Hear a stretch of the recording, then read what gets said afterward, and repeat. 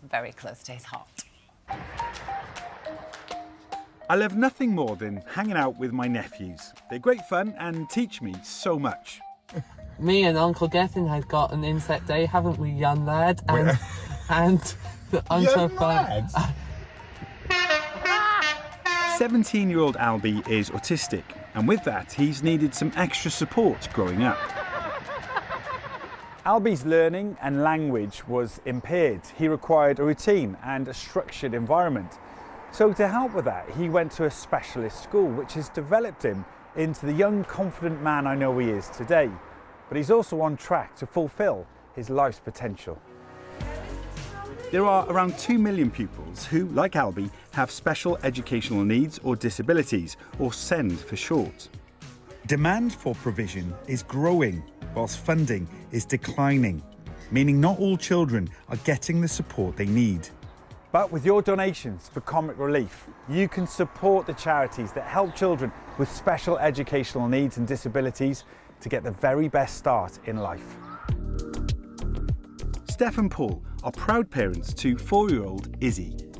We love her. She's just so sweet, isn't she? She just loves to be around loads of people, see what's going on. Izzy has a genetic condition, SMS or Smith-Magenis syndrome. It's a rare syndrome. It's about 1 in 25,000. She does have some visual problems and some hearing difficulties as well. She's got a severe delay in her spoken language, and the main defining factor of she wants to be awake all night and asleep all day. She bangs her head a lot on hard surfaces, and that's really upsetting. You know, no parent wants to see that. In her previous role as a special needs teacher, Steph had encountered Dingley's Promise, which runs specialist centres designed for children under 5. Jo Evans is from the charity. Dingley's Promise has been around since 1983 originally. The children who were being treated at hospital with a range of different needs, their parents didn't feel very supported. Set up as a voluntary organisation, it then developed over many years. We often find that by the time parents have come to us, they've lost hope in what their children can achieve. And we aim to turn that around and make sure that they are fully aware of the potential of their child. Oh, Izzy, that's beautiful. Izzy joined Dingley's Promise in 2023 and built up to 2 sessions a week. Steph and Paul soon started to see significant changes in her development. For Izzy to be able to go in the sensory room, it can help calm her down. It gives her that stimulation that I think you wouldn't get in a lot of other places. It was a great place for her to kind of explore doing different things because there weren't the familiar things at home that she might default to. Her language and communication came on beautifully here, and you know, I could teach her Makaton and all those things at home, but I couldn't teach her how to be around, you know, a group of children. And after 2 years with Dingley's, Izzy transitioned to a mainstream setting and she started primary school in September. She is now talking in her own way. She's running, she's jumping, she's toilet trained, she eats, you know, uses a knife and fork herself. According to Dingley's Promise, 1 in 5 parents report they've been turned away by a mainstream setting. But Dingley's Promise aims to help with that problem by delivering specialist training to workers all over the UK. Over the last 3 years, they've trained 20,000 professionals. And seeing with my own eyes what magic they create for the children is something quite special. Vicky Richardson is a playgroup manager in Gloucestershire. We've got quite a lot of children who are neurodivergent, got global development delay. I've looked after children before with cerebral palsy, hearing impairment. The online training costs £50 a module, but with support from Comic Relief, Dingley's Promise has been able to provide this training for free to teachers like Vicky.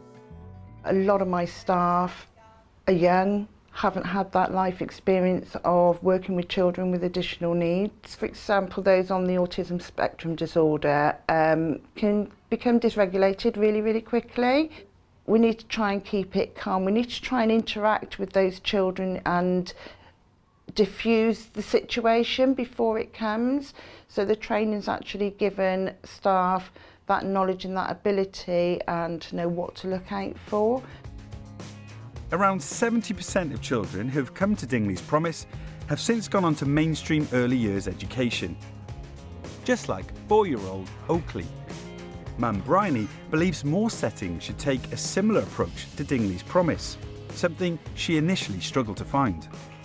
At the place that we were at, they just didn't understand SEN. They didn't understand Oakley. She is autistic. She's just very, very sensory, non-verbal.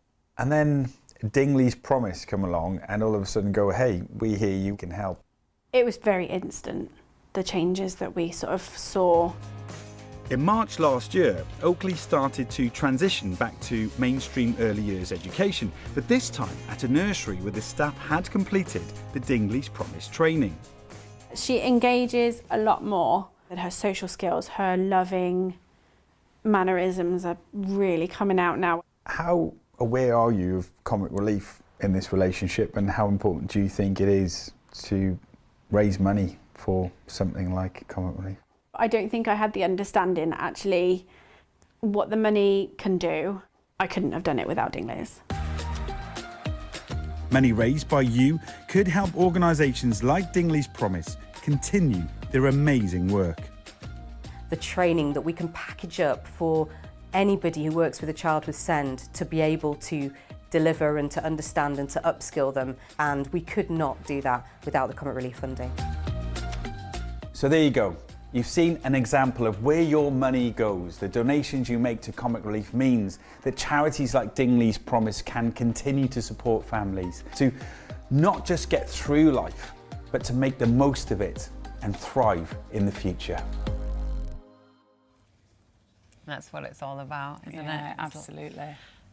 If you missed all those important details on how to donate, you can head to bbc.co.uk/skate. Even if you can just give a few pounds, every little helps. Yeah, it really does. Gethin and Helen are making their way back They are. across the ring. They're waiting for us. Thankfully, they've taken off their roller skates. Oh, no. They're not making them do stairs. No. Oh, dear. Surely not. Oh. Quite the catwalk strut you've got going on there, Geth. How are you feeling, you two? Can you hear us? Don't know if they can. Well, we haven't stopped roller skating for 24 hours, so your feet are moving even when we're not moving. That is the weirdest sensation I've ever experienced. I'm keep going left. You are. You're nearly going into the wall. You know when you... You can only go left. Oh. You know when you've had your legs crossed and one leg goes, it seems a bit like that, isn't it? They do look like they're on the way home from a club, don't they? Like, woo! Well, while They're you were really getting your skates off, the donations really did start pouring in. Yeah. Are you ready for another update? Yeah. Are you ready? Yeah? So you have now raised...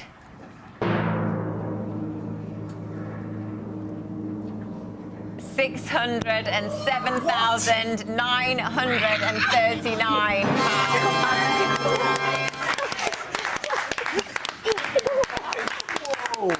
Oh, thank you so much. Thank you so much. Was that 607? Did you say six? £607,000, yeah. £939. Amazing. My Lord. Come back, come and see us. Incredible. So we will amazing. see you soon. Look I at them can't just wait. both limping But through I'm the streets trying. of Manchester.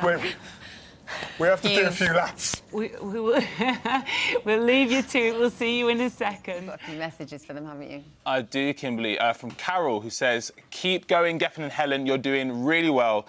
You can do it, although it's so emotional watching you, as we all know that you're suffering. I've donated. Thank you, Carol. That's what makes it all worth it. Diane says, shout out to Gethin and Helen for an amazing performance and to everyone who helped them along the way. Rough 24 hours. Preach, Diane. We've got Heather says, well done, guys. So proud of you both. And Trudy says, keep going, Helen and Gethin, you're doing an amazing job, just donated. Thank you, guys. If you want to send in your good luck messages to Helen or Gethin, or you are fundraising for Comic Relief yourselves, and let us know. You can send us a message on WhatsApp at 0800 032 1100 to your phone, or scan the QR code on screen. But please don't call the number, it won't connect, it's just messages only. It is indeed. So please keep digging deep and give whatever you can. £10 is 3 takeaway coffees, and it could make a massive difference. It's not just your messages that have kept Helen and Gethin going. A few familiar faces have been cheering them on too. Let's take a little look. I just wanted to wish you all the best of luck. Keep going, Helen and Gethin. You're doing fantastically. It's Claude here. I just want to wish you enormous luck with your mammoth challenge. Helen, Gethin, good luck. I just wanted to wish you the best of luck. Good luck. Good luck, and keep those wheels rolling. Keep up the amazing work. We love you.